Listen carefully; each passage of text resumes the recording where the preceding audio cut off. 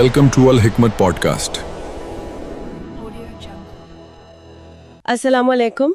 आज हम कुरान के कुछ अंशों के उर्दू अनुवाद में एक गहरी पड़ताल कर रहे हैं। हमारे श्रोता ने जो स्रोत भेजे हैं उनमें ईश्वर, पैगंबरों और इंसान के वजूद के मकसद पर बहुत ही गहरी बातें कही गई हैं।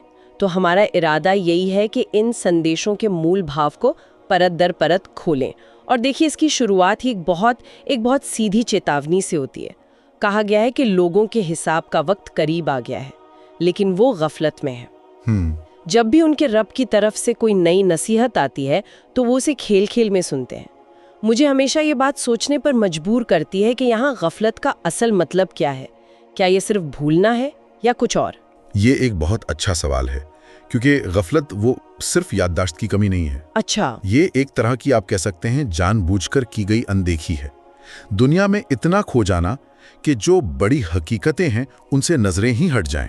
वाह! यूं समझें कि कोई ट्रेन के ट्रैक पर खड़ा है और दूर से ट्रेन की सीटी सुनाई दे रही है, लेकिन वो अपने फोन में इतना मगन है कि उसे खतरे का एहसास ही नहीं। बिल्कुल। इन आयतों का शुरुआती टोन यही है, एक झंझोड़ने वाली आवाज जो कह रही है, उठो, देखो क्या हो रहा है। तो ये एक तरह का वेकअप कॉल है, और इस वेकअप कॉल का सबसे पहला और शायद सबसे अहम संदेश क्या है? तौहीद, अल्लाह की एकता। जी, ये इन सभी संदेशों की बुनियाद है, और इसे सिर्फ एक दावे के तौर पर पेश नहीं किया गया। अच्छा, बल्कि इसके साथ एक बहुत मजबूत तार्किक दलील भी दी गई है। क्या दलील है? कहा गया है कि अगर आसमान और जमीन में अल्लाह के सिवा और भी खुदा होते तो दोनों का निजाम बिगड़ जाता, टकराव पैदा हो जाता। बिल्कुल। सोचिए जरा, अगर एक गाड़ी के दो ड्राइवर हों और दोनों अपनी अपनी मर्जी से स्टीयरिंग व्हील घुमाएं तो गाड़ी का तो एक्सीडेंट होना तय है। सही बात है। तो ये कायनात का परफेक्ट निजाम, ये खुद इस बात की गवाही है कि इसे चलाने वाली शक्ति सिर्फ एक है। और इसी तौहीद के विचार को और मजबूत करने के लिए वो जो अल्लाह के बेटे बेटियां होने की धारणा है उसका भी पूरी तरह से खंडन किया गया है। जी हाँ, कहा गया है कि अल्लाह इन सब बातों से पाक है, और जिन्हें लोग ऐसा समझते हैं वो तो उसके इज्जत वाले बंदे हैं, यानी फरिश्ते जो सिर्फ उसके हुक्म की तामील करते हैं। और जो बात मुझे बहुत दिलचस्प लगी वो ये है कि ये संदेश किसी एक किताब तक सीमित नहीं है। हाँ, ये एक बहुत बहुत अहम नुक्ता है। आयतों में कहा गया है ये मेरी और जो मुझसे पहले पैगंबर हुए उनकी किताबें भी हैं। बिल्कुल, ये बताता है कि तौहीद का पैगाम कोई नई बात नहीं है।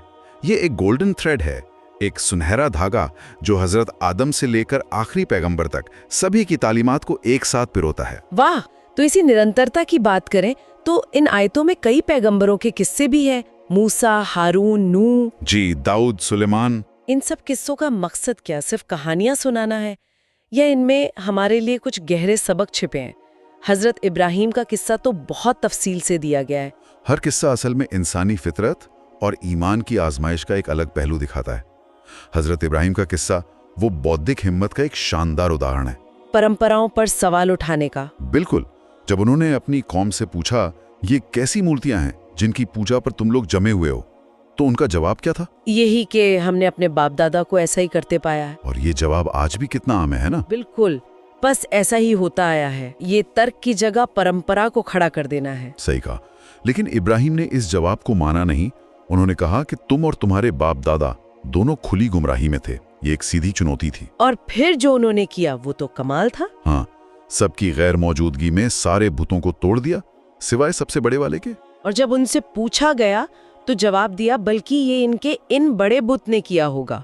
अगर ये बोलते हो तो इनसे पूछ लो। बिल्कुल। लेकिन क्या इसको लोग सिर्फ एक चालाकी नहीं मान सकते थे?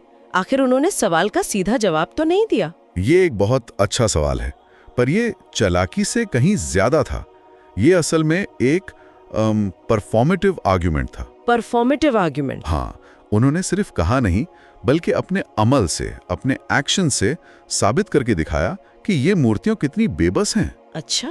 कभी कभी सबसे गहरा तर्क शब्दों में नहीं होता, बल्कि एक ऐसे काम में छिपा होता है जो सामने वाले को अपनी ही सोच पर दोबारा गौर करने पर मजबूर कर दे। वाह! उन्होंने उनकी ही दुनिया में घुसकर उनके ही प्रतीकों का इस्तेमाल करके उनकी बुनियाद हिला दी। बिल्कुल। और जब कौम के पास कोई जवाब नहीं बचा तो उन्होंने ताकत का इस्तेमाल किया और इब्राहिम को आग में डालने का फैसला किया। बिल्कुल। लेकिन फिर एक चमत्कार हुआ। हाँ, अल्लाह का हुक्म आया, ए आग सर्द हो जा और इब्राहिम पर सलामती वाली बन जा। लेकिन इब्राहिम का किस्सा तार्किक विद्रोह का है। हमें आजमाइश के दूसरे पहलू भी मिलते हैं, जैसे हजरत अय्यूब का किस्सा। उनकी कहानी सब कुछ छिन जाने के बाद भी अटूट सब्र की है।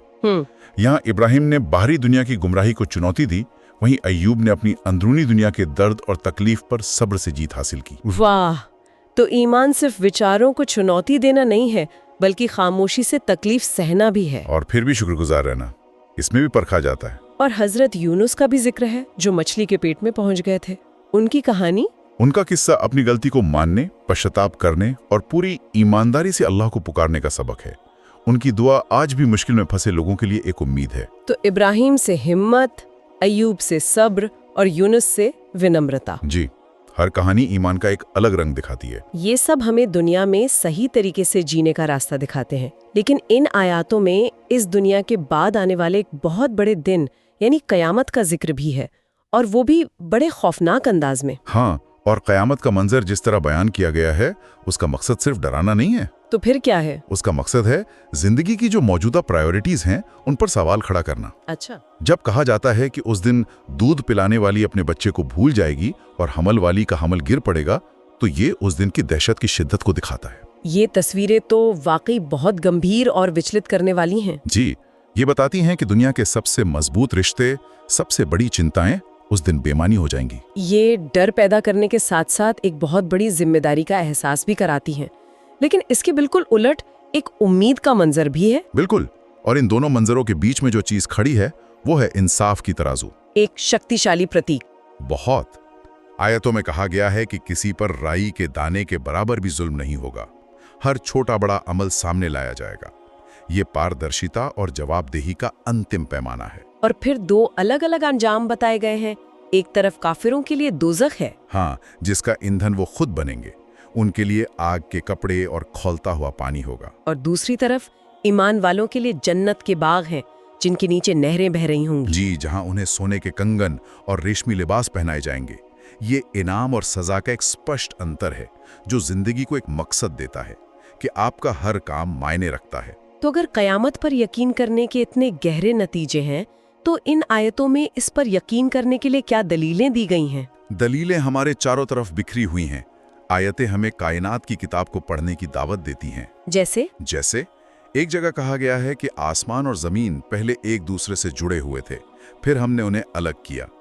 कई आधुनिक विचारक इसकी तुलना बिग बैंग से करते हैं। पर यह मकसद कोई वैज्ञानिक बयान देना नहीं, बल्कि ये समझाना है कि इस कायनात का डिजाइन एक ही शक्ति के हाथ में है। और सिर्फ बाहर ही नहीं, इंसान को अपने अंदर झांकने को भी कहा गया है, जैसे हर जानदार चीज का पानी से बनाया जाना। हाँ, या फिर जमीन पर पहाड़ों का बनाया जाना ताकि वो डगमगाए नहीं। रात और दिन, सूरज और चांद का अपने अपने मदार में, अपने ऑर्बिट में तैरना। ये सब क्या है? ये सब निशानियां हैं, संकेत, जो एक गहरी हकीकत की तरफ इशारा कर रहे हैं। आयतें कहती हैं कि इन पर गौर करो, सवाल पूछो। और सबसे बड़ी निशानी तो खुद इंसान का अपना वजूद है। बिल्कुल, उसे मिट्टी से, फिर नुत्फे से, फिर खून के लोथड़े से बनाने के जो चरण बताए गए हैं, वो हमें अपनी कमजोर शुरुआत की याद दिलाते हैं। तो इन सब निशानियों का निचोड़ क्या है? निचोड़ ये है कि जो खुदा पहली बार इतनी पेचीदा कायनात बना सकता है, उसके लिए दोबारा जिंदा करना क्या मुश्किल है? ये एक तार्किक सवाल है। ये क़यामत के दिन पर ईमान लाने के लिए कोई अंधविश्वास नहीं, बल्कि एक तर्क पर आधारित विश्वास की दावत है। तो ये सारी बातें, तौहीद, पैगंबरों के किस्से, क़यामत, आखिर में आकर इंसान पर ही लागू होती हैं। इन आयतों में खुद इंसान के मनोविज्ञान के बारे में भी बहुत दिलचस्प बातें हैं। हाँ, जैसे एक जगह कहा गया है कि इंसान बड़ा जल्दबाज पैदा किया गया है। और ये हमारी रोजमर्रा की जिंदगी में नजर भी आता है। हम फौरन नतीजे चाहते हैं। बिल्कुल, लेकिन इंसानी मनोविज्ञान की एक और गहरी परत खोली गई है। एक जगह जिक्र है कि कुछ लोग किनारे पर खड़े होकर अल्लाह की इबादत करते हैं। किनारे पर खड़े होकर, इसका क्या मतलब है? मतलब अगर कोई फायदा मिले तो इत्मीनान से हो जाते हैं, और अगर कोई आफत आ जाए तो मुंह फेर लेते हैं। अच्छा, तो ये अवसरवादी या शर्तों पर आधारित आस्था है। बिल्कुल सही चित्रण है। इसका मतलब ये हुआ कि इंसान का असली ईमान तो आजमाइश में ही परखा जाता है। बिल्कुल सही। आयतों में साफ कहा गया है, हम तुम लोगों को सख्ती और आसूदगी में आजमाइश के तौर पर मुब्तला करते हैं। सख्ती और आसूदगी मतलब मुसीबत और राहत दोनों ही इम्तिहान है। जी, ये सोचना कि सिर्फ मुश्किल ही परीक्षा है, एक अधूरी समझ है। कई बार दौलत और कामयाबी में शुक्रगुजार रहना गरीबी में सब्र करने से भी ज्यादा बड़ी आजमाइश होती है। और इन तमाम आजमाइशों के बीच एक हकीकत को एक ही जुमले में बयान कर दिया गया है, हर शख्स को मौत का मजा चखना है। ये वाकई ये पूरी चर्चा का केंद्र बिंदु है। ये याद दिलाता है कि ये जिंदगी, इसकी खुशियां, इसके गम, सब कुछ अस्थाई है। असली और हमेशा की जिंदगी इसके बाद है और हम सबको अपने परवरदिगार की तरफ ही लौट के जाना है। यही एहसास इंसान को गफलत से निकाल सकता है। जी। तो आज की इस चर्चा में हमने देखा कि इन आयतों में तौहीद की बुनियाद पर पैगंबरों की कहानियों के जरिए सबक दिए गए, कयामत से आगाह किया गया, कायनात पर गौर करने की दावत दी गई और आखिर में इंसानी फितरत और जीवन की आजमाइशों को समझाया गया। जी। अगर हम इन सब बातों को जोड़कर देखें तो निचोड़ ये है कि इंसान को गफलत से निकलकर अपने वजूद के मकसद पर गौर करना चाहिए। और दिलचस्प बात यह है कि बार बार दलीलें देकर सोचने की दावत दी गई है, ना कि आंख बंद करके मान लेने की। बिल्कुल। आखिर में हम अपने श्रोता के लिए एक सवाल छोड़ जाते हैं जिस पर और सोचा जा सकता है। जरूर। इन आयतों में एक जगह जिक्र है कि अल्लाह ने ज़ुबूर में लिख दिया था कि मेरे नेक बंदे मुल्क के वारिस होंगे। इस पर विचार किया जा सकता है कि इस विरासत का असल मतलब क्या है।